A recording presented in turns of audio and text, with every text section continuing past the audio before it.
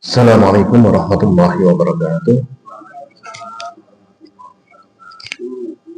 Alhamdulillahirabbil alamin. Assalatu wassalamu ala asyrafil anbiya'i wal mursalin wa ala alihi washabbihi ajma'in. Rabbi shrah li sadri wa yassir li amri wahlul 'uqdatam min lisani yafqahu qawli. Allahumma shalli ala Muhammad wa ala alihi washabbihi ajma'in. Amma ba'd. Bapak-bapak, ibu-ibu, dan jamaah subuh yang berbahagia, Masjid Al-Amin, Bucong, Tamanan Tunggal yang dirahmati oleh Allah. Alhamdulillah kita bersyukur kepada Allah, kita bisa mengawali kehidupan hari ini, yaitu hari Jumat 20 Juni 2025, bertepatan dengan tanggal 24 Dzulhijjah 1446 Hijriah. Kita laksanakan salat subuh secara berjamaah, kemudian kita lanjutkan insya Allah sampai suruk. Kita saling mengingatkan untuk beriman, bertakwa kepada Allah, menjalankan perintah Allah, menjauhi larangan Allah. Mudah-mudahan dari kajian-kajian yang kita ikuti selama ini semakin menambah ilmu kita, wawasan kita, keislaman kita, sehingga insya Allah kita menjadi orang yang beriman dan bertakwa kepada Allah. Salawat dan salam semoga Allah tetap limpahkan atas kita Nabi besar Muhammad sallallahu alaihi wasallam dan keluarganya, sahabatnya, pengikutnya, dan kita semuanya mendapatkan syafaat dari Rasulullah sallallahu alaihi wasallam. Baik bapak-bapak, ibu-ibu, kita lanjutkan ngaji kita tentang al-janais, tentang perawatan jenazah. Terakhir kemarin sampai pandangan mata mengikuti roh ketika kita dalam kondisi sakaratul maut. Jadi ketika seseorang meninggal dunia, maka pandangan matanya itu mengikuti roh dari bawah, lihat ke atas, naik ke atas. Lalu kita jumpai ada orang yang melotot, menteleng, medeni, sebagainya. Nah, itu memang karena pandangan seseorang yang akan meninggal dunia itu mengikuti rohnya keluar. Nah, itu dicabut dari mulai bawah. Nah, boleh cepat nopo wes nopo pelan. Nah, ini tergantung, tidak sama mungkin. Ya, kita lihat bahkan yang dingin disek itu biasanya dari bawah naik. Berikutnya kita lanjutkan, yaitu gangguan setan saat sakaratul maut. Jadi setan itu menurut saya gangguannya selama saya panjenengan semuanya masih punya nyawa, masih hidup, bahkan sampai akhir detik-detik kehidupan kita, setan itu terganggu dan kita ini menjadi kafir. Bukti caranya, kita lihat dari dalilnya. Surat Al-A'raf surat 7 ayat 16 sampai 17. Qala fa bima aghwaytani la aqudanna lahum siratal mustaqim. Thumma la'atiyannahum min baini aydihim wa min khalfihim wa an aymanihim wa an syama'inihim wa la tajidu aktsaruhum syakirin. Iblis menjawab, setan ini, karena engkau ya Allah telah menghukum aku tersesat, vonis oleh Allah SWT. Aku, kata iblis, benar-benar akan menghalangi mereka. Mereka siapa? Manusia, siapa yang dengan semuanya, dari jalan engkau yang lurus. Jadi iblis itu apapun dilakukan supaya saya dengan semuanya menyimpang. Jalan yang lurus itu Quran hadis. Ini caranya kita itu tidak mau mengikuti.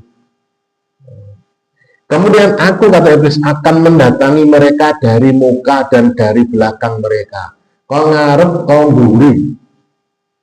Dari kanan dan dari kiri mereka. Kanan, kiri, ngarep, mburi. Lalu diganggu dari depan, dari belakang, dari kanan, dari kiri. Ini ditafsirkan terlalu panjang nanti. Dan engkau tidak akan mendapati kebanyakan mereka bersyukur. Al-A'raf 7 16 sampai 17. Dengan dalil ini bahwasanya iblis itu mengerahkan seluruh daya kemampuannya. Tidak akan kendor, tidak akan istirahat sebelum sampai dengan mati dalam kondisi yang kafir. Apapun dilakukan. Nanti kitabnya Talbis Iblis namanya. Ibnu Qayyim Al-Jauziyah membahas tentang jebakan-jebakan ini. Talbis Iblis namanya. Kemudian Dalam Musnad Imam Ahmad, Abu Sa'id Al-Khudri dia mendengar. Aku mendengar Rasulullah SAW bersabda, iblis berkata kepada Rabbnya, demi kemuliaan dan keagunganmu wahai Rabb, aku senantiasa menggelincirkan anak cucu Adam, saya punya semuanya ini, selama roh mereka masih ada di dalam jasad mereka, selama masih hidup ini. Lalu Allah berfirman, demi kemuliaan dan keagunganku, aku akan senantiasa mengampuni mereka selama mereka meminta ampun. Derajatnya niki Hasan. Selama sampai dengan masih bernapas, masih hidup, setan, iblis, pasukannya pasti itu mengganggu, menyesatkan siapa aja dengan semuanya. Bahkan sampai detik-detik terakhir. Dalam Sunan An-Nasai 5437, niki dari Abu Al-Yasar yang berkata, Rasulullah SAW membaca doa, ya Allah, aku berlindung kepadamu dari kematian karena tikung, jatuh dari tempat yang tinggi, tertimpa reruntuhan, kesedihan, kebakaran, dan tenggelam. Dan yang doanya Nabi, wa a'udzu bika, dan aku berlindung kepadamu ya Allah, an yatakhabbatani syaitan, dari gangguan jebakan setan, indal maut, ketika sakaratul maut. Nabi ini berlindung dari gangguan setan pada saat sakaratul maut. Ngeri sekali nih, sekali. Imam Al-Khattabi menjelaskan bahwasanya tidak ada kesempatan yang lebih diperhatikan setan untuk menyesatkan manusia selain ketika saat kematiannya itu sakratul maut. Dia setan iblis ini nyeluk konco-konco di teleponi kabeh, kayak mati ya, ngumpul kabeh, sini ngumpul sini. Kata iblis, jika kalian tidak bisa menyesatkan orang ini saat ini, orang disesatkan, kalian tidak lagi bisa menggodanya selamanya. Jadi harus mati serasa digodok. Mumpung terakhir kondisi imannya berawasi, disesatkan. Makanya kemarin ketika orang sakit ketemu diingatkan, ditalkin dengan kalimat la ilaha illallah dan eling Allah. Ini imannya kan eling kan. Kadang orang seperti itu kan kadang ngerasa nih loro, ngerasa nih macem-macem, akhirnya tidak kelingan kalau dasarnya tidak beriman. Nah ini kan berbahaya nih. Berikutnya nih. Boleh seseorang muslim mendatangi orang kafir di saat akan meninggal dunia dan mendakwahinya agar masuk Islam. Misalkan kita tahu konco tonggo bukan Islam, kayak loro, boleh kita jenguk. Pada saat itu boleh kita dakwahi, ya, dengan cara yang halus. Ini dalam Sahih Al-Bukhari 1268 dan Sunan Abu Dawud 2691. Dari Anas radhiyallahu anhu, dia berkata, ada seorang anak laki-laki kecil Yahudi, jadi bocah nih, yang bekerja membantu Nabi Shallallahu Alaihi Wasallam, membantu Nabi ini Yahudi nih, bocah nih, sedang menderita sakit, sedang sakit. Maka Nabi SAW menjenguknya, dijenguk, dan beliau duduk di sisi kepalanya, lungguh, mencedeknya ngeten, lalu bersabda, masuklah Islam, ngebuah Islam, cek gue selamat. Anak kecil itu memandang kepada bapaknya yang berada di dekatnya. Karena nek bapaknya kayak Nabi ngono, delok bapaknya maksudnya piye Pak, oleh apa ora Nabi kok menebu Islam ini. Kemudian bapaknya berkata, taatilah Abu Al-Qasim sallallahu alaihi wasallam, taatilah Nabi. Nah, bapaknya Yahudi, tapi ngerti. Maka anak kecil itu masuk Islam. Kemudian Nabi SAW keluar sambil bersabda, segala puji bagi Allah yang telah menyelamatkan anak itu dari neraka. Masuk Islam kan jaminannya surga. Ini menunjukkan satu dalil bolehnya kita menjenguk orang sakit meskipun dia bukan Islam, boleh gawakne jaro apa roti apa. Tapi nek didongakne ndak boleh, nek dongakne seperti doa Islam tetapi ya mudah-mudahan sembuh boleh, atau dijak masuk Islam. Dijak masuk Islam kok waget malah disengkak nih. Berikutnya, orang yang sakit keras niki boleh berwasiat agar jenazahnya dirawat atau nanti diopeni secara sunnah Islami. Ini kita lihat dalam Sahih Muslim 1606 dari Amir bin Sa'ad bin Abi Waqqas bahwa Sa'ad bin Abi Waqqas berkata, di waktu sakit yang menyebabkan kematiannya, buatkanlah bagiku lahat, liang lahat, nanti kita bahas nanti bab tentang kuburan, dan susunkan batu-batu di atas kuburanku sebagaimana diperbuat pada kuburan Rasulullah Shallallahu Alaihi Wasallam.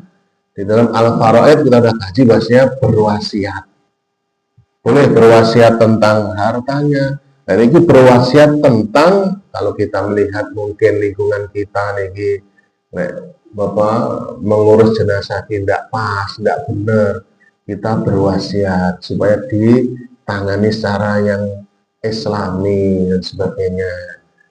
Atau berwasiat, nanti aku misalkan seorang perempuan, aku nanti ngerti lek Mbah Mudi lagi lanang, aku lek mati ya jadi urus Mbah Modin sing lanang kae. Sapa sing urus? Kata nanti panjenengan kita belajar sama-sama.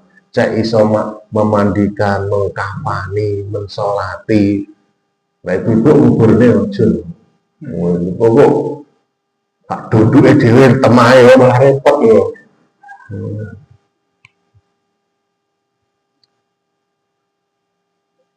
Berikutnya, jadi intinya boleh, bahkan sudah ada yang berpesan berwasiat nih, seorang ibu-ibu nih, sudah suratnya sudah ada. Maksudnya kalau mati nanti ngapun di cara Muhammadiyah, intinya begitu. Kenapa? Kalau tidak berwasiat, kadang ya kita melihat banyak hal yang nggak benar. Tidak benarnya di mana? Nanti kita belajar ilmunya baru ngomong itu tidak benar. Dari sisi ngapani, dari sisi memandikan, nanti kita bahas bahwasanya Pak Modin yang laki-laki itu tidak boleh memandikan kalau jenazahnya perempuan. Lek Modinnya nggak ngerti, tapi Modin nggak ngerti ya, dia diangkat itu karena bukan ilmunya. Kan banyak model-model itu malah sampai sekarang udah diangkat tapi orang bisa bekerja nyeluk seniore ya piye banyak mungkin. Nanti kita lihat nanti. Berikutnya, kondisi orang yang sakaratul maut. Ini hadisnya sampaikan yang satu tapi ini mencakup dan cukup panjang. Itu ada di dalam Musnad Imam Ahmad.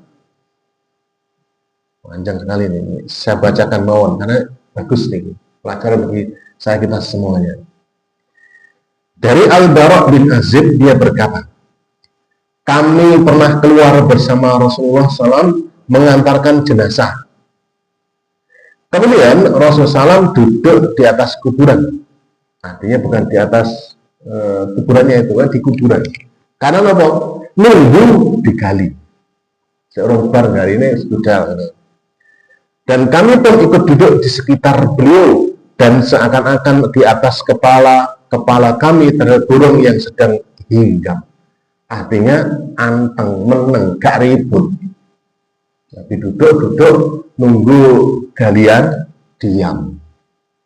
Saking anteng ya seakan-akan enek burung menclok pun hinggap pun orang Melayu burung dikira patung. Saking anteng ya, maksudnya begitu. Beliau membuat liang lahat. Di bab yang lain itu bab kuburnya. Nek menggalek iki bukan liang lahat. Kemudian beliau bersabda, sesungguhnya seorang yang mukmin saat ia menghadapi kehidupan akhirat dan saat akan terputus dari kehidupan dunia, sangat terakhir, saat terakhir, maka malaikat akan mendatanginya dan seolah-olah di atas wajah-wajah mereka terdapat matahari. Malaikat datang, wajahnya memancarkan cahaya, sangat cerah. Setiap dari malaikat itu membawa kain kafan dan kapur barus, wewangian. Lalu mereka pun duduk di sisinya, sisi orang yang meninggal dunia itu, sepanjang mata memandang. Artinya malaikat ini jumlahnya akeh jek banget, sehingga duduk juwejer sampai sebatas mata memandang. Makanya memandang itu berapa puluh kilometer nih, ribuan kilometer, penuh dengan malaikat. Dan ketika rohnya telah keluar, ditarik keluar, maka seluruh malaikat yang berada di antara langit dan bumi, langit bumi ini malaikat semuanya, serta seluruh malaikat yang ada di atas langit akan mendoakannya. Jadi dhuwur niki sampai langit dan malaikat di atas langit semuanya, karena orang yang beriman mendoakannya, mendoakan kebaikan. Lalu pintu-pintu langit akan dibukakan untuknya, karena ini rohnya ini dibawa naik ke hadapan Allah nanti. Dan tidak ada satupun kecuali malaikat yang berada di situ berdoa kepada Allah agar roh itu diangkat melalui pintu mereka. Dan saat roh itu naik, mereka pun berkata, wahai Rabbku, hambamu si fulan, apa sebut jenenge Pak Bambang, Pak Joko kah, siapa itu? Maka Allah berfirman, kembalikanlah mereka ke dunia. Aku telah memenuhi janji untuk mereka. Sesungguhnya aku telah menciptakan mereka darinya, dan aku pun akan mengembalikan ke bumi, serta dari situ pula lah aku akan membangkitkan mereka pada waktu yang lain, nanti adu kiamat. Rasulullah SAW melanjutkan sabdanya setelah dikembalikan ke bumi, sesungguhnya ia, ini orang yang meninggal dunia rohnya tadi, setelah dikembalikan ke bumi, ia mendengar suara terompah teman-temannya sandali. Dan saat teman-temannya itu pulang, maka malaikat pun akan mendatanginya sambil bertanya. Ini pertanyaan ini jadi bocoran. Siapa Tuhanmu? Ini tauhid nih. Apa agamamu? Nah, saya jawab, Islam. Kayak enak lah ngomong-ngomong. Tapi tidak, nanti kita lihat. Siapa nabimu? Ini tiga-tiga tauhid semua. Tauhid semua nih. Bukan fikih nih. Tauhid semuanya. Ia pun menjawab, Tuhanku adalah Allah, agamaku adalah Islam, dan nabiku adalah Muhammad SAW. Ini yang dia imannya nih. Malaikat itu pun membentaknya lagi dan bertanya, getak nih. Maksudnya volumenya ditingkatkan. Jadi pertama, siapa Tuhan? Yang kedua, getak nih, siapa Tuhanmu? Nah, kita digetak awalnya lebih kayak getak malaikat, kayak dia di kuburan. Nah, orang kuat imannya, alah mendelep imannya. Dan bertanya lagi, siapa Tuhanmu? Apa agamamu? Siapa nabimu? Itulah akhir dari fitnah yang ditimpakan seorang mukmin, yaitu saat Allah berfirman, ini surat Ibrahim ayat 27, Allah meneguhkan iman orang-orang yang beriman dengan ucapan yang teguh itu dan kehidupan di dunia dan di akhirat. Maka ia tetap menjawab, tak menjawab, Tuhanku adalah Allah, agamaku Islam, dan Nabi Muhammad SAW. Malaikat itu pun berkata, kamu telah berkata benar, karena beriman. Setelah itu ia didatangi oleh seseorang yang bagus rupanya. Ganteng loh ini. Harum baunya dan indah pakaiannya, rapi, gender dan sebagainya. Lalu berkata, berbahagialah dengan kemuliaan dari Allah dan nikmat yang kekal. Orang mukmin itu pun berkata, kamu sopo, sinten jenengan, kok orang kenal, jamaah amin yo sanes, jamaah takwa yo bukan, warga Pucung yo ora sopo kok gak kenal gitu. Kemudian saya adalah amal solehmu. Amal soleh saya panjenengan semuanya, yo ngaji ngeten iki salat jamaah, infak, sedekah dan semuanya akan berubah menjadi seseorang yang luar biasa nih. Kamu demi Allah, kata amal kita yang berubah menjadi seseorang tadi, kamu adalah seseorang yang selalu bersegera dalam ketaatan kepada Allah. Lek apik niki endang-endang salat ke endang budal aja masbuk nilai sekali-kali wajar menggino masbuk niku ya kelakuan ngoten niku ngaji dan sebagainya semuanya bersegera. Lek apik ki endang budal dan bersegera pula lari meninggalkan maksiat sehingga Allah membalasmu dengan kebaikan. Lek apik endang-endang, lek elek yo endang mlayu. Lek wong kuwale, lek enek maksiat itu semangat lek dutannya dan ya wis nomor 1. Tapi lek pengajian, lek satjamah itu elek aku dhisik wis ngaji paling ngono kae. Nah, ini semua enek alasannya wis nanti kita rasakan setelah kita mati. Nah sekarang yang kerasa nih. Setelah itu dibukakan baginya pintu surga dan juga pintu neraka. Dikasih lihat, loh surga, loh neraka. Lalu dikatakan padanya, inilah tempat tinggalmu sekiranya kamu bermaksiat kepada Allah. Neraka isadeko iki wetok ndak beriman. Maka Allah akan menggantikannya dengan ini. Maka dikasih nerakanya singkirnya kasih lihat surga. Saya dikasih lihat nggih dereng masuk. Urung waktu nih masuk nih. Saya roh tok. Ketika ia melihat apa yang terdapat di dalam surga, roh di sini rakar-rakar nikmat ya. Oh, ayu nikmat dan sebagainya. Ia pun berkata, wahai Rabbku, segerakanlah kiamat. Wes saiki mawon ya Allah kiamat ini. Karepe dheke niki. Hingga aku dapat kembali bertemu dengan keluargaku dan hartaku. Ini ngejak, langsung ngejak dulu ngejak mlebu surga. Maka dikatakan kepadanya, tenanglah dan sokeh muslim, sehingga dia tidurlah seperti tidurnya temanten baru. Manten aja ngerasa akan nikmat tok. Les ngono wae subuh, la iso aja subuh, la iso. Itu orang beriman. Dan kita masuk di kelompok ini. Cuma sedangkan bagi orang yang kafir, saat ia hendak berpisah dengan kehidupan dunia dan akan menemui kehidupan akhirat, maka malaikat pun akan turun padanya dengan sangat kasar lagi kejam. Betul dong kafir iki ala wis bengok kehendak malaikat ini.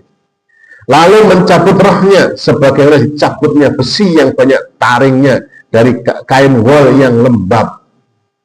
Geret brodol ini. Dan dicabutlah jiwanya yang disertai peluh. Ini mesti sakit itu. Kemudian setiap malaikat yang berada di antara langit dan bumi serta yang ada di atas langit melaknatinya. Lah kabeh iki melaknat nih. Semua malaikat ngeri ini. Pintu-pintu langit pun ditutup dan tidak ada satu penghuni pun kecuali ia berdoa kepada Allah agar ruhnya itu tidak diangkat melalui pintu mereka. Kabeh malaikat nolak. Ogah ora gelem kabeh. Dan saat roh itu diangkat, mereka berkata, wahai Rabbku, ini roh si fulan bin fulan hambamu. Wis wong sing rumetok di sini kata Allah berfirman, kembalikanlah ia ke dunia aku telah memenuhi janji untuk mereka. Sesungguhnya aku telah menciptakan mereka darinya, dan aku pun mengembalikannya ke bumi, serta dari situ pula lah aku membangkitkan mereka pada waktu yang lain. Tidak diterima, diuncalin, tetap dikembalikan ke bumi. Tapi rohnya tidak diterima. Beliau melanjutkan sabdanya, sesungguhnya orang kafir itu mendengar suara terompah atau sandal teman-temannya. Wes sing layat niku, sing ning kuburan niku. Dan saat teman-temannya itu pulangnya udah teko omah niku. Hari yang lain sik sandale kok sek-sek udah teko omah. Ini terjadi. Malaikat pun akan mendatanginya sambil bertanya, siapa Tuhanmu, apa agamamu, siapa nabimu. Maka ia pun menjawab, saya tidak tahu. Roh, apa takok. Malaikat berkata, kamu tidak tahu dan tidak pula membaca. Maksudnya membaca itu orang gelem belajar, orang gelem mengaji. Banyak kita ini yang tidak paham, tidak ngerti, orang gelem ngaji. Nek ngaji garai ngerti, orang iso aneh-aneh. Ia pun didatangi oleh seseorang yang berwajah buruk, pakaian yang buruk, berbau yang sangat busuk, serta berkata, berbahagialah dengan kehinaan dari Allah dan azab yang kekal. Amalnya tadi berubah bentuk jadi sangat buruk. Mengerikan itu, sangat buruk. Ia berkata, dan kamu juga, semoga Allah memberimu kabar gembira dengan keburukan. Siapa kamu? Yang berwajah buruk itu pun berkata, saya adalah amal burukmu, amal maksiatmu. Kamu selalu bersegera untuk berpaling dari perintah Allah. Cepet, tapi cepet lek melayu kok sing bener. Ngaji ra gelem, salat berjamaah ogah. Lah nek kebaikan iki pokoke menghindar piye carane, alasane enek. Dan kamu cepat berbuat maksiat kepada Allah. Lah nek maksiat, semangat nih. Pokoknya nek sing maksiat niku semangat sekali nih. Kuali dengan yang orang yang beriman tadi. Sehingga Allah pun membalasmu dengan keburukan. Kemudian didatangkan padanya seseorang yang buta, tuli, bisu. Buta, tuli, bisu. Ini malaikat nih, malaikat. Buta, tuli, bisu. Dengan membawa palu, patel, godam, yang sekiranya dipukulkan ke atas gunung, niscaya gunung itu akan hancur lebur menjadi debu. Dan di sisi yang lain, seandainya penduduk Madinah itu geser orang ngangkat, orang kuat. Oh, gedenya kan pokoknya berat sekali nih. Lalu ia pun memukulnya. Wong sing di duat ngoten iki, gepok ngoten niku. Sampai berubah menjadi debu, hancur orang itu. Hadis yang lain dipukul antara kedua mata dengkene. Endi ya seno. Celuak hancur nih uang. Gunungnya hancur apa uang? Empuk niku hancur lebur menjadi debu. Kemudian Allah mengembalikan lagi sebagaimana kalau hancur kan Allah menjerit. Utuh nih. Jeluk nih. Terus menerus ngoten niku. Allah mengembalikan lagi sebagaimana keadaan semula dan memukulnya kembali. Ia pun menjerit dan jeritan itu didengar oleh segala makhluk kecuali jin dan manusia. Jadi sama dengan orang-orang yang diazab kubur itu, makhluk-makhluk Allah, burung, binatang itu krungu itu ngerti dia. Itulah salah satu siksanya ngoten niku. Niku hanya satu jenis saja niku. Terus menerus sampai hari kiamat. Berapa ribu tahun? Yo tergantung nanti. Enek sing mungkin 1 miliar tahun. Lelek kiamatnya sesuai. Enek sing cedek dan sebagainya, tergantung nunggu kiamat. Nah, kiamat kan stop, dibangkitkan, nanti dihisab oleh Allah. Dan itu terus menerus. Tentang siksa kubur itu kan sudah sebas biasanya. Dan adab-adabnya, diantaranya niki bagi orang-orang yang kafir, bagi orang-orang yang amalnya buruknya luar biasa. Yang bilang kita tidak termasuk yang amalnya tinggi. Ngeri nih bayangkan itu. Ya memang kadang kita enggak orang percaya. Ya memang gaib. Itulah keimanan kita. Dan semuanya pasti akan ngalaminya. Sing jadi masalah sing ngalami itu ora iso mulai, ora iso WA kita. Ora iso cerita, lek mulai cerita kowe ngati-ngati oleh kan wis ora peduli pokoke salat terus. Bahkan lek iso ngomong kowe iki ora usah nyebut gawe salat terus. Ngaji terus. Tapi kan enggak mungkin. Seperti itu, lek kita bocor iki iso mulai, bocor ning ngene halah wis kita nih ora pengen dunia belas orang pengen. Tapi itulah kehidupan ya, hidup di dunia yang ngeten iki. Itulah keimanan kita kepada Allah. Nah, insya Allah untuk bab yang ini Sakaratul Maut sudah selesai.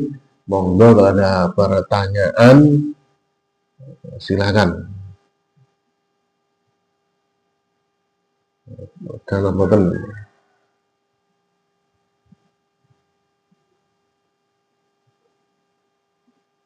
Teman-teman, ada kita lanjut langsung tentang kematiannya. Itu sakaratul mautnya. Sakaratul mautnya belum mati, akan mati. Sekarang kematiannya, matinya. Ini setiap yang hidup pasti mati. Kullu nafsin dha'iqatul maut. Tiap-tiap yang berjiwa pasti akan mati. Surat Al-Imran 3 ayat 185. Nah, semoga kita sadari semuanya, saya panjenengan semuanya akan mati menghadap Allah. Permasalahannya itu kapan? Karo di mana? Mati niki neng masjid, neng omah, neng tegalan, apa ngene. Ndak nek sing ngerti. Bagaimana mati kita? Mati ini pas sholat, atau pas adus, atau pas apa, tidak tahu. Dan tidak ada yang tahu. Semuanya rahasia Allah. Dirahasiakan oleh Allah. Kenapa dirahasiakan? Dan kita ini selalu siap gerak. Coba lek ngerti, matimu tanggal 20 bulan Juni tahun 2035. Alah, itai itu saiki. Sek suwi. 20 tahun ya udah, saya 50 tahun dah wes. Itu tenan ini. Tapi enggak ngerti. Enggak ngerti rono ngutik. Kan ya kadang pas ngaji menjelaskan kajiannya sujud bablas. Pas sholat sujud bablas. Pas layah-layah bablas gak kata. Sudah kita ketahui bersama. Anehnya kita ini kok orang sadar kadang titik.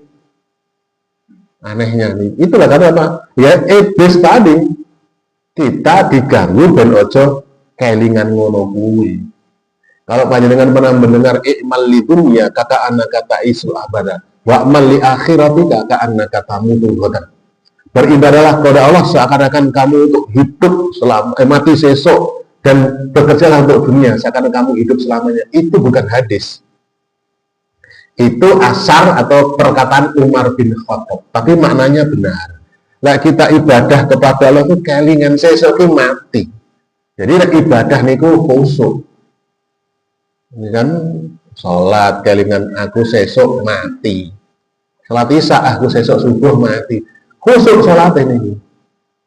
Kalian nyambut gawe seakan-akan hidup selamanya, semangat. Nek diwalik sholat, urip selamanya kok sholat, teragum sholat niku atau sebagainya. Itu bukan hadis, niku bukan hadis, niku asar niku. Tapi masyhur sekali niku. Berikutnya, manusia tidak bisa menghindar dari kematiannya. Sampai dengan apapun tidak bisa lepas dari kematiannya.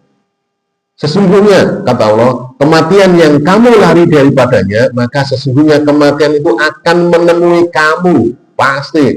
Surat Al-Jumu'ah 62 ayat 8. Surat An-Nisa, surat 4 ayat 78, di mana saja kamu berada, kematian akan mendapatkan kamu, kendatipun kamu berada di dalam benteng yang tinggi lagi kokoh.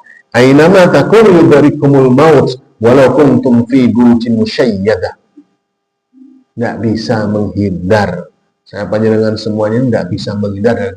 Meskipun kaya apa ndelik ning banker pun panggah kena kematian itu. Ngeri nih. Dan masih banyak ayat-ayat yang lain yang kita tidak bisa menghindar. Dan kematian itu mboten saged diundur. Nah, diundurnya sedino tak sogoke malaikat, ya malaikat aku duwe 100 juta. Unduran sedino yo. Lek ning donya beres donya. Malaikat kok disogok. Malah ra iso nih. Allah berfirman surat Al-A'raf 7:34, tiap-tiap umat mempunyai batas waktu kematiannya. Maka apabila telah datang waktunya, mereka tidak dapat mengundurkannya barang sak detik pun dan tidak pula memajukannya. Waktunya tet. Walah kae Pak enek wong megap-megap arep mati kok urip neh. Wis ajae ala katanya datar. Dia urip neh. Memang belum waktunya, bukan kae kan diundur malaikat sehingga lek wong Jawa lek ngono ki golekne godhong kelong. Oh itu sekti iki sekti niku. Kan rata-rata begitu, ndak ngerti kok nek wong arep mati lho atau wis mati golekne godhong kelong. Ilmunya cek rontok, wis mati kayak piye gitu. Itulah orang ndak paham.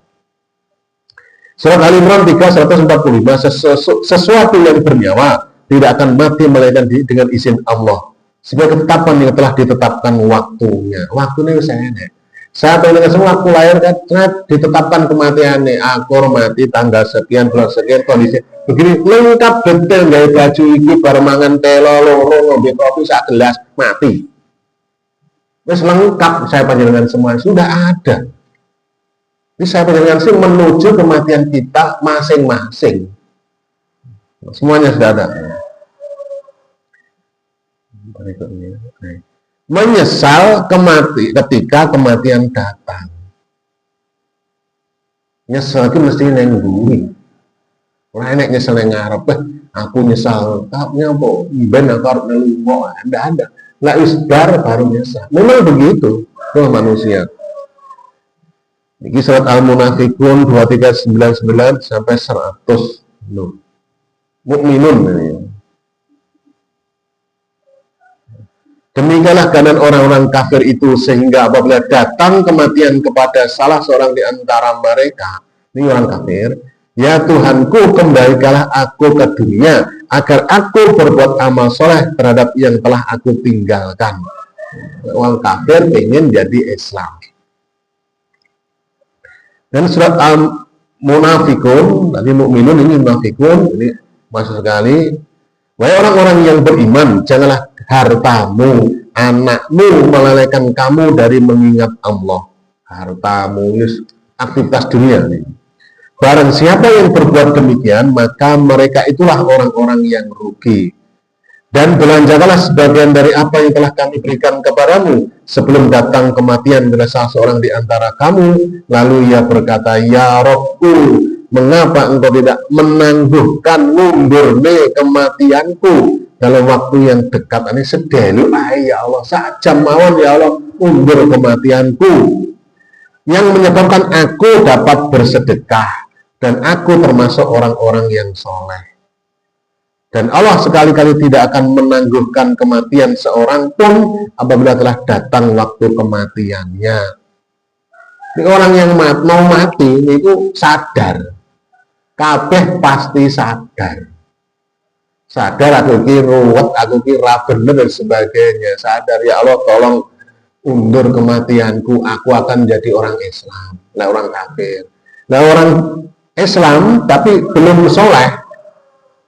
amal-amal yang tidak karuan, ya Allah kalau aku akan fa'asodako, aku akan bersodako, wa aku minasolihin, dan aku akan menjadi orang yang soleh, ngaji, sholat berjamaah, tapi ya telat, gak iso, wis mati, wis ora iso diundur, terlambat, tidak bisa. Ini peringatan-peringatan nih. Ada 99 sebab kematian. Dalam Sunan Tirmizi 2706 dari Mutarrib bin Abdullah bin Asyikir, dari bapaknya dari Nabi SAW bersabda, anak keturunan Adam, bersama dengan semuanya, diciptakan sementara di sisinya menghadang 99 maniyah. 99 maniyah, yaitu sebab-sebab kematiannya. Ngopo 99 ini?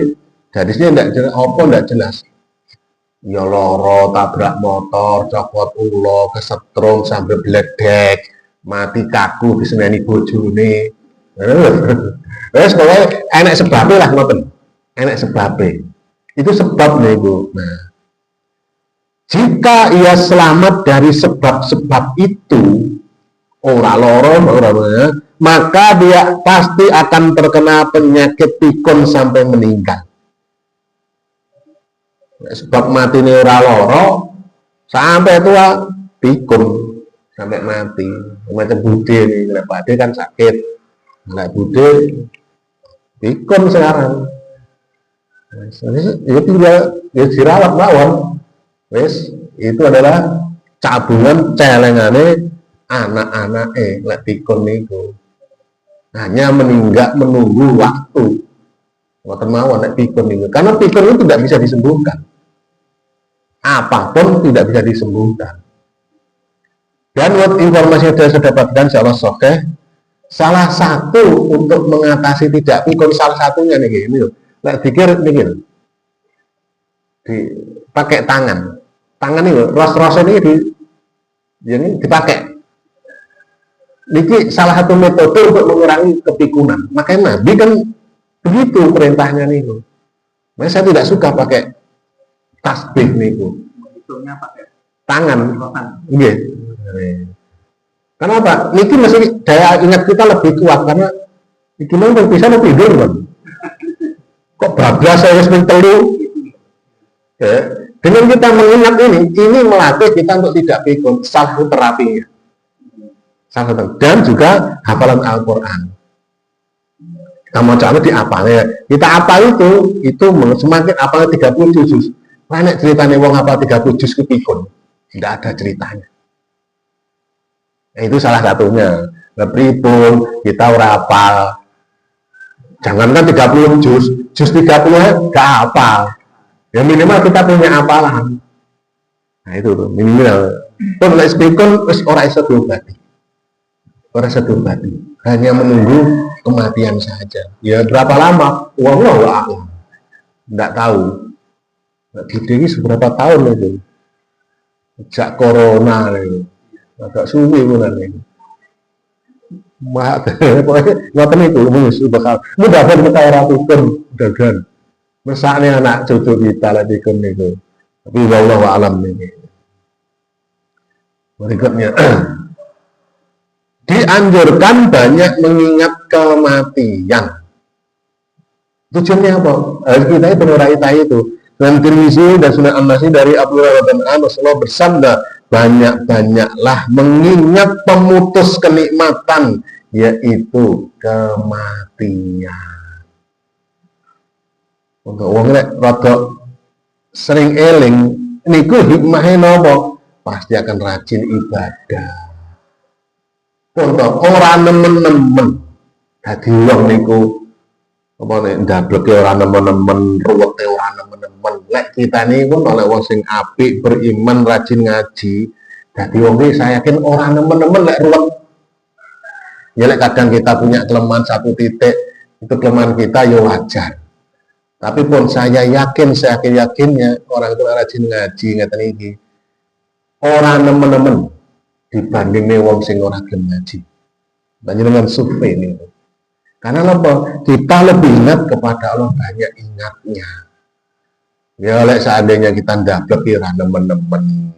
Nah, seandainya ki ora nemen-nemen. Saya yakin nih. Konto, saya yakin orang ngaji ki ora enek kira sing mendeman, sing mabukan, sing nyolongan. Jarang ngoten niku. Ini paling banter ya oleh roh cewek ayu ngelirik, ini semua tok. Kan orang nemen-nemen ngono iki. Paling batin tok.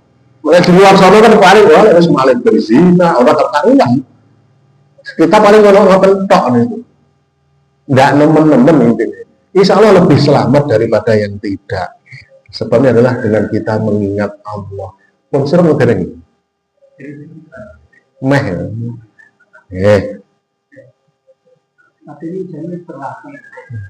Wah ini dua oke. Sementara sampai di situ kalau ada pertanyaan, monggo silahkan ini dua nih. Ini makanya terus nih gini lanjut nanti sampai ya kematian dan nanti kalau selagi kalau kita bisa belajar ya belajar memandikan jenazah, mengkafaninya dan sebagainya. Praktek boleh nanti kalau memungkinkan. Kalau di tempat lain semuanya praktek saya. Nah, yang bendungan ini saya cari dari memandikan, menghafani. Lek nguburnya enggak gitu, cuma saya kasih arahan saja dari dalilnya, neng suruh dan sebagainya itu. Ya, dan di sini nanti kalau mau ya tidak apa-apa, enggak ya kita tahu teorinya. Kalau ada pertanyaan apa boleh silakan. Sampai mengingat kematian, dianjurkan mengingat kematian.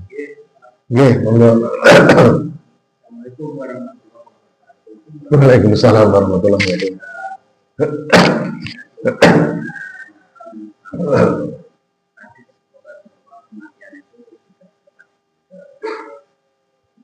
Namun ada artis atau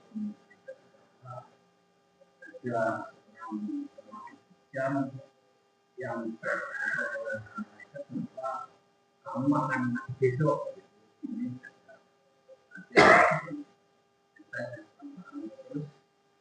dengan demikian akhirnya dia segera ingin menikah dan pada namanya itu akhir pertanyaan itu terdapat karena ditentukan mereka bahwa satu hari itu akan meninggal. Selanjutnya ditunggu-tunggu tidak meninggal. Diberikan penjelasan bahwa dia akan mati umur 2 tahun ini. Bagaimana dengan ini?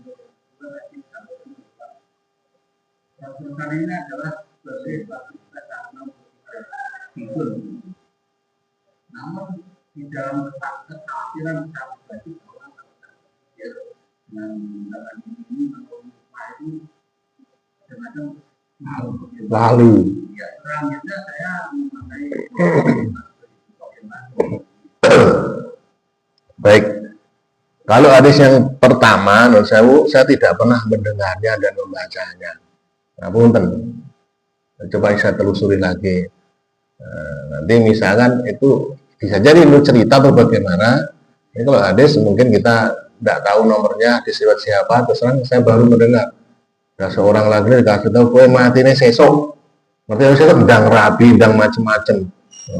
Akhirnya tiba ora sida sesuk sampai tuwek. Nah, saya belum tahu hadisnya nih. Coba ada yang tahu? Bapak Ibu hadisnya. Nah, nanti ngeten misalnya ada catatannya panjenengan catat atau kirim ke saya. Nanti saya telusuri kalau ada. Kalau cuma pernah mendengar tok, ya nanti sama-sama cari. Ini saya coba saya cari nanti. Yang kedua, ini saya terapi. Bagaimana kita lali? Bagaimana? Ini bablas kan ini telu ping papat rolas 24, sementara 33. Jadi pertama dok balik kedua, yang ketiga sampai 9 ditambah 9, tapi tidak sampai sini. Dia bablas nih. Emang wis pamit pengen telu lali nih. Kayak sering ngoten niku, pripun caranya? Nah, makanya kita pelan-pelan mawon kita itu. Nah, sebagiannya siji gini melatih. Ini untuk melatih. Ya, melatih. Dan ya itulah kan. Makanya ketika nunsew kita apal memori kita kan bekerja. Nah itulah akhirnya ini tidak mudah tikun. Kenapa? Bekerja. Tapi non saya pakai tasbih, kita kan tidak berpikir, tidak bekerja otak kita. Oh, asal tidak menyengaja. Terus tak tambahkan malah api lah, itu yang salah. Nah kita memang ya kadang namanya orang kadang pas ngantuk nih kan, gimana wis bablas nomor dereng, itu ngoten niku wajar dalam kondisi tertentu. Coba lihat pakai tasbih kan karo sewanti karo, ya. Oke, tek, tahu-tahu nih kono mesti stop. Itu kan kita tidak ada bergerak kan ngitung secara menyimpan di dalam otak bawah sadar ya.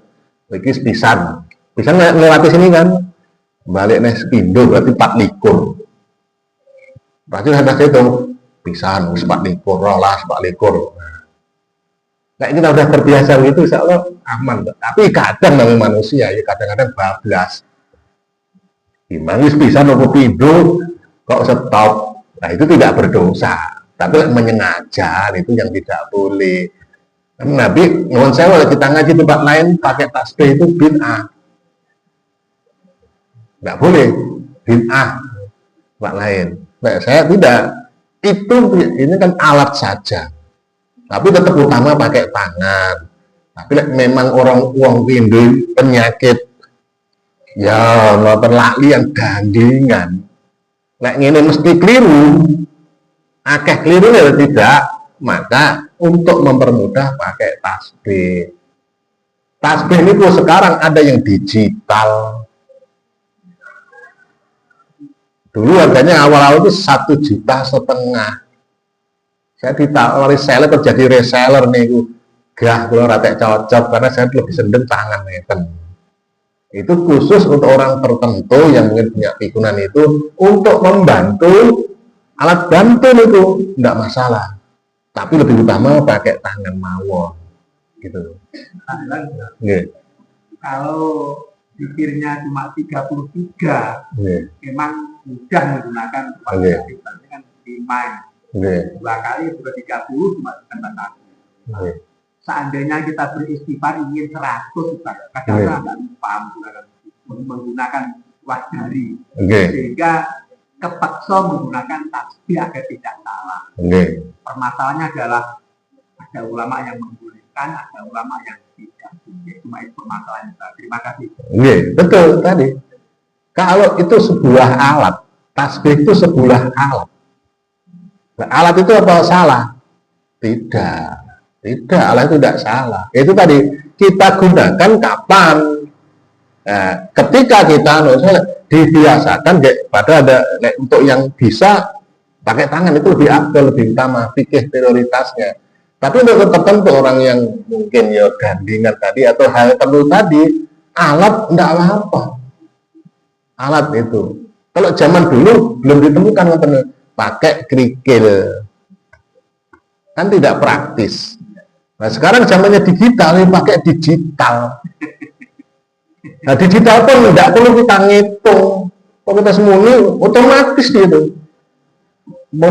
Misalkan di setting 100, bisa ngabari titik 100 berarti pas.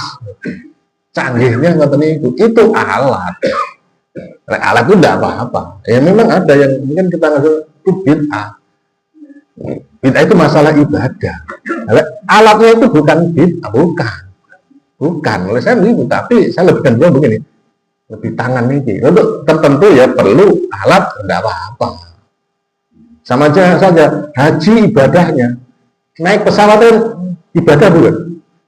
Bukan, itu tidak apa-apa. Nabi tidak tahu naik pesawat molo, nggak tahu. Ini untuk jaran, alat itu tidak salah, boleh. Karena dalam kaidah usul fikih itu ngeten. Kalau perintahnya itu naik ke lantai 2, maka untuk naik lantai 2 itu perlu tangga, maka wajib hukumnya ada tangga. Orang mungkin mencolot, ini kaidah usul fikih. Sama, haji perintahnya wajib hajinya. Tapi ke sana kan perlu kendaraan, adanya pesawat itu wajib. Sama saja, perintahnya berpikir. Tapi berpikir jumlah diterangkan Nabi sudah jelas. Nek sampai itu panjang malah keliru terus, perlu alat boleh. Begitu memahaminya. Memang Nabi udah tahu, tapi itu alat. Nah kita malah kan begitu. Tapi nggak ngono, pokoknya orang Nabi bid'ah yo ben. Nggih, ngono. Ampun. Kita lanjutkan Jumat depan. Kalau ini nanti kita fantasiru fil ar, kemudian jangan lupa nanti salat Jumat. Demikian alhamdulillahirabbil alamin. Subhanakallahumma wa bihamdika asyhadu an la ilaha illa anta astaghfiruka wa atubu ilaik. Assalamualaikum warahmatullahi wabarakatuh.